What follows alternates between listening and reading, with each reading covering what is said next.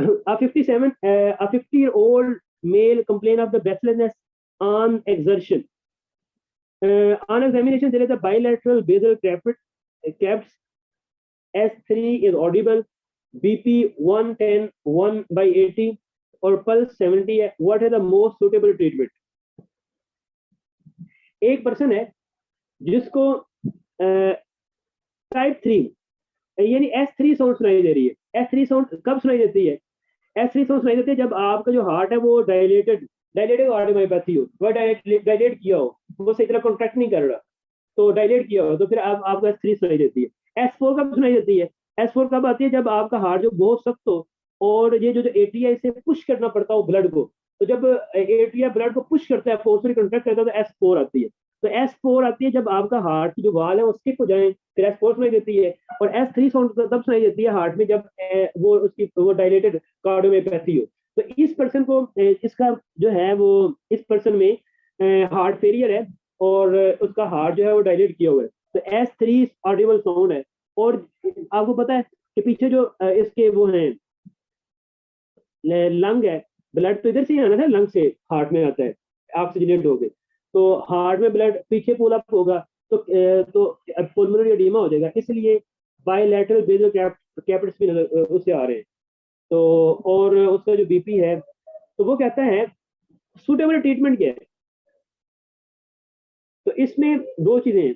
देखें, एक तो बताया कि S3 साउंड आ रही है कि हार्ट फेलियर है, उसके बाद पीछे पुलिंग होने से पुल्मोनरी एडीमा हुआ है, तो फिर कैपिटस आ रहे हैं. कैपिटस के साथ शॉर्टनेस ऑफ ब्रेथ हो रही है पुल्मोनरी एडीमा की वजह से. तो इसके मेन प्रॉब्लम है पुल्मोनरी एडीमा. और दूसरा प्रॉब्लम यह है कि हार्ट पंप नहीं कर पा रहा. तो आपने दो चीजें कर ली है. एक ये करते हैं कि जो पुल्मोनरी एडीमा हुआ है उधर उसको ड्रेन करते हैं. उसको ड्रेन करने के लिए आप डायरेटिक्स देंगे, फ्यूरोसिमाइड देंगे, जो आपका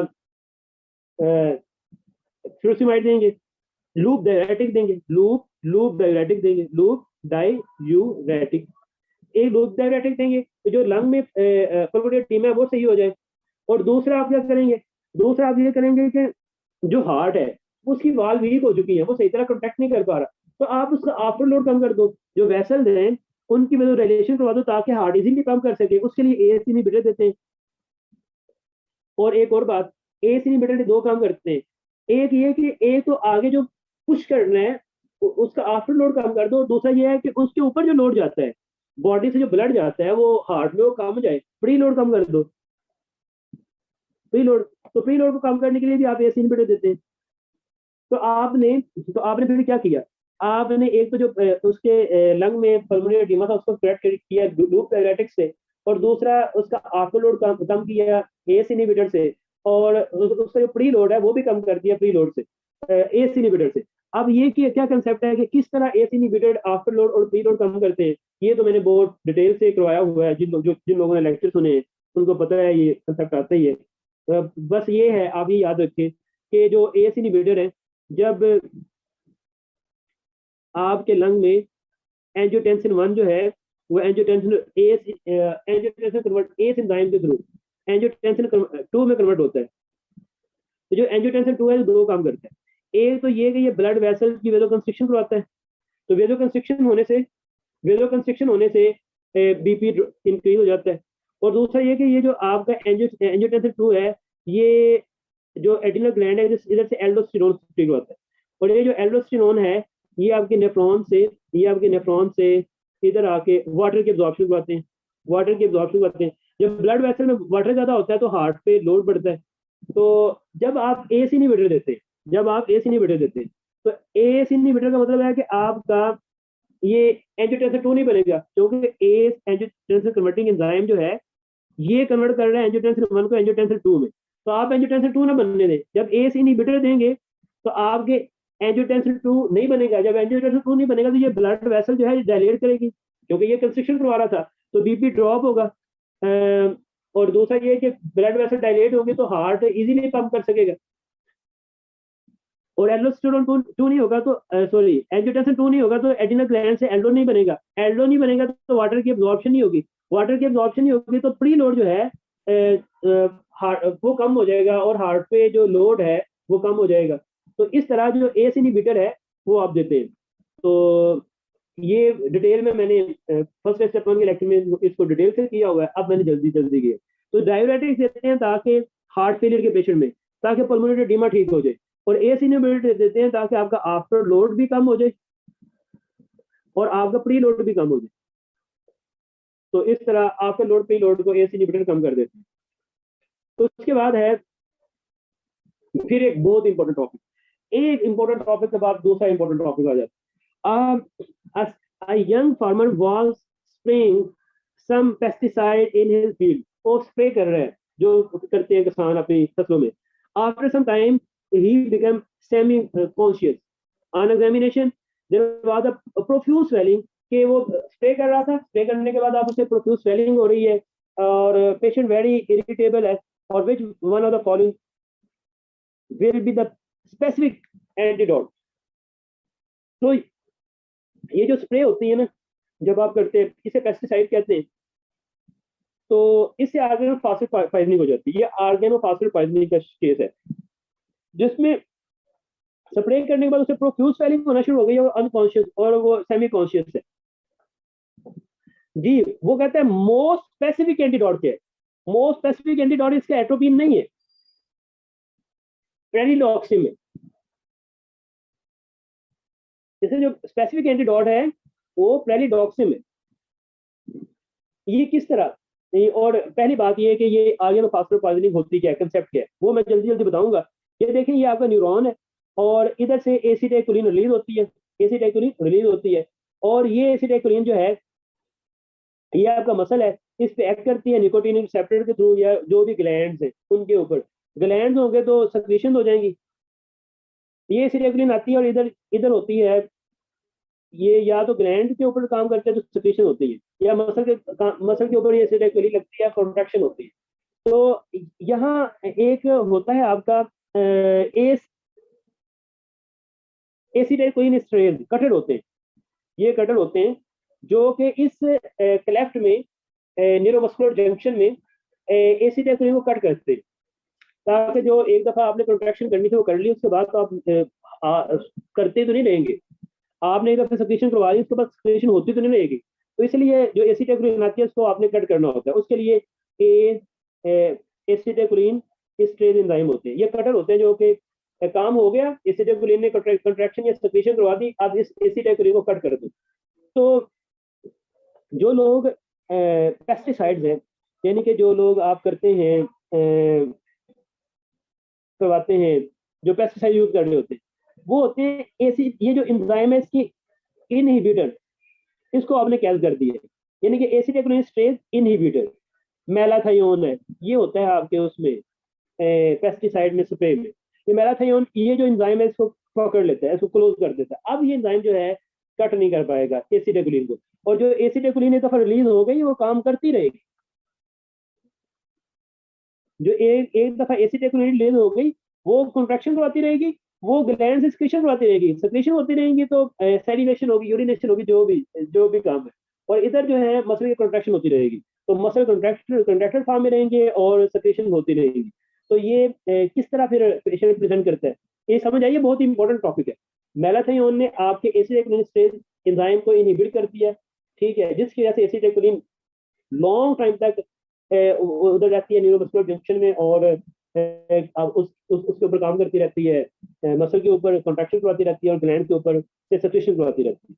तो ये होता है आपकी ऑर्गेनोफॉस्फेट पॉइजनिंग में। तो ऑर्गेनोफॉस्फेट पॉइजनिंग में क्या होता है फिर कि माउथ से आप स्वेलिंग करते रहेंगे, देखिए जी, माउथ से स्वेलिंग होती रहेगी, ठीक है, स्वेलिंग। हार्ट जो है वो ब्रेडिकार्डिक होगा, हार्ट रेट कम हो जाएगा, जो आपके लंग्स हैं वो स्पेल में चले जाएंगे, शॉर्टनेस ऑफ ब्रेथ हो जाएगी, जो आपकी जो उसको यूरिनेशन इधर से भी लीक करता रहेगा, यूरिनेट करता रहेगा, यूरिनेशन होती रहेगी, और इधर से वो डेफिकेट भी करता रहेगा, डेफिकेशन भी होती रहेगी, डेफिकेशन। तो पेशेंट प्रेजेंट करेगा आपके पास, उसकी आईज भी जो है वो बहती रहेगी, आईज भी उसकी बहती रहेगी। तो लैक्रीमेशन, सैलिवेशन, तो पेशेंट प्रेजेंट करेगा आप ऑर्गेनोफॉस्फेट पॉइजनिंग का, सैलिवेशन, लैक्रीमेशन, सैलिवेशन, सक्रीशन ज्यादा हुई है ग्लैंड से काम, और उसके बाद लंग में स्पैज्म हो जाएगा, हार्ट ब्रेडिकार्डिक हो जाएगा, और फिर डायरिया होगा, उसको डेफिकेट करेगा, यूरिनेशन होती रहेगी। तो इसे डंबल से आप याद कर सकते हैं। डंबल में डी से डायरिया है, यू से यूरिनेशन है, एम से मियोसिस। उसकी जो आइज हैं उनकी प्यूपल की कंस्ट्रिक्शन होगी, तो प्यूपल कंस्ट्रिक्टेड फॉर्म को कहते हैं मियोसिस। बी से ब्रोंकोस्पैल्म हो जाएगा, इसलिए शॉर्टनेस ऑफ ब्रेथ हो रही है। बी से फिर heart rate, bradycardia, heart rate कम हो जाएगा। एल से लैक्रिमेशन, एल से लिथार्जी और एस से सेलिवेशन।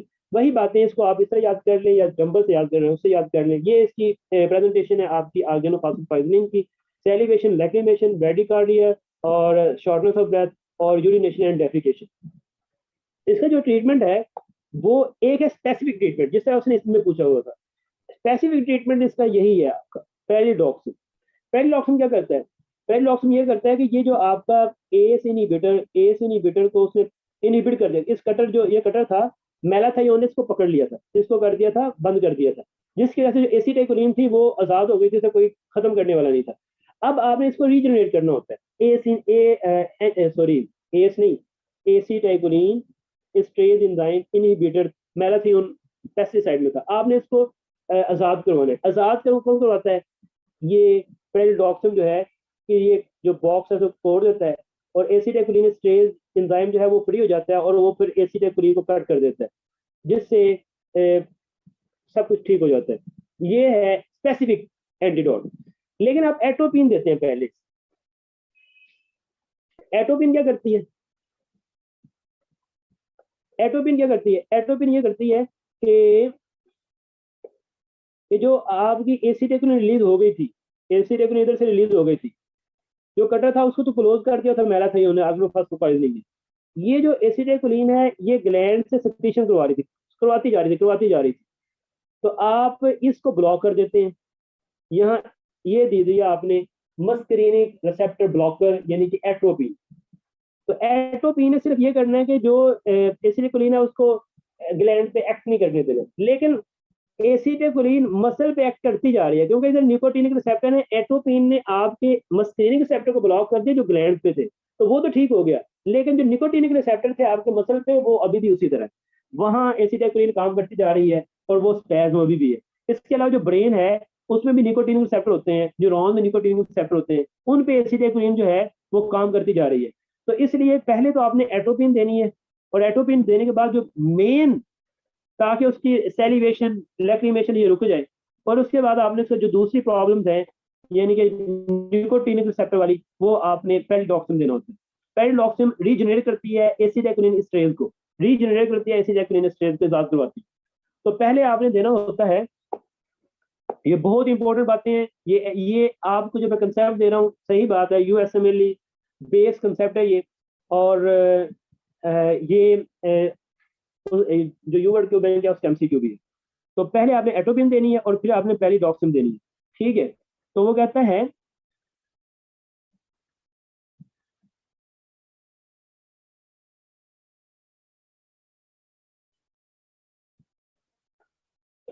जी, अच्छा, जब ऑर्गेनोफॉस्फेट पॉइजनिंग हो जाती है तो जो डेथ होती है, सबसे डेंजर क्या चीज होती है organophosphate poisoning? Respiratory failure, bronchospasm जो हो जाता है वो सबसे डेंजर होता है। तो रेस्पिरेटरी फेलियर ऑर्गेनोफॉस्फेट पॉइजनिंग में बहुत ही डेंजर चीज है, ठीक है। उसके बाद है आपका, तो ये कहते हैं जो पेरिडॉक्सिन है should only administered after atropine. पहले एट्रोपिन देनी है फिर पेरिडॉक्सिन देनी है। एट्रोपिन मस्कुलिन रिसेप्टर ब्लॉकर है, पेरिडॉक्सिन रीजनरेटर है। एट्रोपिन मस्कुलिन रिसेप्टर ब्लॉकर है और पेरिडॉक्सिन एसिटाइकोलिन स्ट्रेस एंजाइम का रीजनरेटर है, इसको आजाद करने वाला। ये बहुत इंपॉर्टेंट कंसेप्ट था, ये आपको हर एग्जाम में पूछा जाता है, इसलिए मैंने इसको सही तरह एक्सप्लेन किया। उसके बाद है a 14-year-old male diagnosed as case of the traveler diarrhea is not responding to loperamide. Loperamide जो है वो आपकी जो ये एक ओपियाइड है जो कि जीआईटी की मूवमेंट को कम करता है। तो डायरिया में आप जीआईटी की मूवमेंट को कम करते हैं तो थोड़ा उसको बेहतर हो जाता है। बस मतलब कि ज्यादा से मोशन आ रहे होते हैं तो आप लोपिरामाइड दे के उसे ठीक करते हैं कि जीआईटी की मूवमेंट कम करवा देते हैं। लेकिन वो कहता है कि आपने लोपिरामाइड दी है ये एक ओपियाइड है, लेकिन फिर भी उसको कंट्रोल नहीं हो रहा, तो आप कौन सी ड्रग देंगे अब? तो ट्रेवलर डायरिया अगर किसी को हो तो लोपिरामाइड देने के बजाय आप सिप्रोफ्लॉक्सासिन देते हैं, जो सिप्रोफ्लॉक्सासिन। तो ट्रेवलर डायरिया में जो ड्रग है, जो एंटीबायोटिक देते हैं, वो सिप्रोफ्लॉक्सासिन देते हैं। अगर आप देखें कि कोई पर्सन है और उसको ट्रैवल करने के बाद डायरिया होगा, तो ये ट्रैवलर डायरिया होगा। उसके बाद है 38-year-old diabetic pregnant lady है, diabetic pregnant lady है, presented to the clinic with fasting blood sugar of 205 milligram पर डेसीलीटर, यानी कि उसका BSR लेवल, ब्लड शुगर एकदम बहुत ज्यादा है, डायबिटिक मदर है, डायबिटिक लेडी है। टू आमतौर पे याद रखें, कुछ बातें मैं बताने लगा हूं अभी। देखें, अगर एक पर्सन है, नॉर्मल जो BSR है, ब्लड शुगर रैंडम, वो 110 से कम होनी चाहिए, वो 110 से कम होनी चाहिए। अगर 110 से और अगर फास्टिंग ब्लड शुगर, यानी कि 1 घंटे का आपने कुछ नहीं खाया और फिर शुगर चेक की है, BSR करवाइए, वो 16 मिलीग्राम पर डेसीलीटर से ज्यादा हो, तो ये डायग्नोसिस है कि आप डायबिटिक है, आपको डायबिटिक मेलाइटिस है। फास्टिंग ब्लड शुगर 126 मिलीग्राम, ये MCQs हैं।